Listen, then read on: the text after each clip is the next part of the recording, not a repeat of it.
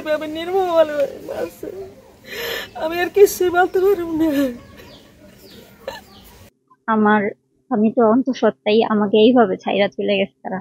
মানে ওরা আমার একটা পঙ্গু বানাই রেখা যাইতো, তাও আমি আমার স্বামীকে নিয়ে খাইতে পারতাম। কিন্তু এখন আমার দায়িত্বটা কে নিবে? ছাত্র জনতার অভ্যুত্থানে বিজয় মিছিলে গিয়ে পুলিশের গুলিতে নিহত হয় ছেলে।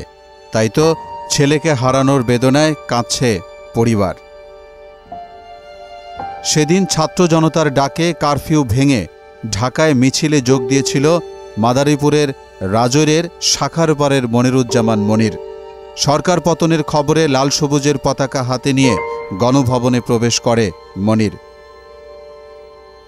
উৎসুক জনতার সঙ্গে বিজয়ের উল্লাস মেতেছিল তার মনেও।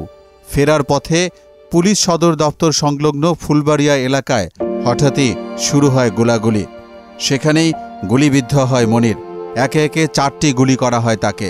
মাটিতে লুটিয়ে পড়লে তাকে দ্রুত নেওয়া হয় ঢাকা মেডিকেল কলেজ হাসপাতালে। সেখানেই মারা যায় মনির। চারপাশে বিজয়ের উল্লাস হলেও নিথর দেহে ঘরে ফিরে মনির। পরিবারের আদরের ছোট্ট সন্তান মনির লাশ হয়ে বাড়ি ফেরায় এ শোক কিছুতেই মেনে নিতে পারছেন না মা মনোয়ারা বেগম, বাকরুদ্ধ বাবা নুরুল ইসলাম মোল্লা। শোকে যেন পাথর হয়ে আছে অন্তঃসত্ত্বা স্ত্রীও। আমি তো অন্তঃসত্ত্বাই আমাকে এইভাবে ছাইরা চলে গেছে তারা। মানে ওরা আমার একটা পঙ্গু বানাই রেখা যাইতো, তাও আমি আমার স্বামীকে নিয়ে খাইতে পারতাম।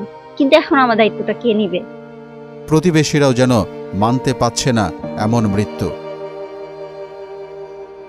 পরিবারের একমাত্র উপার্জনক্ষম ব্যক্তিকে হারিয়ে দিশেহারা পরিবার।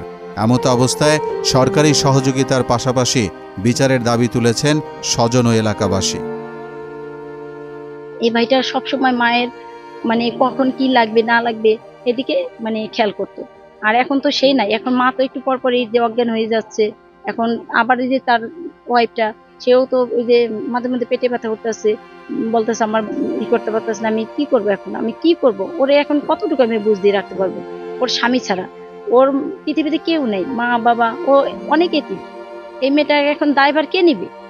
আমার সরকারের কাছে একটাই দাবি, এই অনাগত বাচ্চার দায়িত্ব ভরণ পোষক যা যা করা লাগে, এটা সরকারের কাছে একটাই দাবি, এটা যেন তারা একটু দেখে। বিচার চাই। আমার ছেলেরা যারা যেইভাবে মারছে এইভাবে বিচার চাই আমি।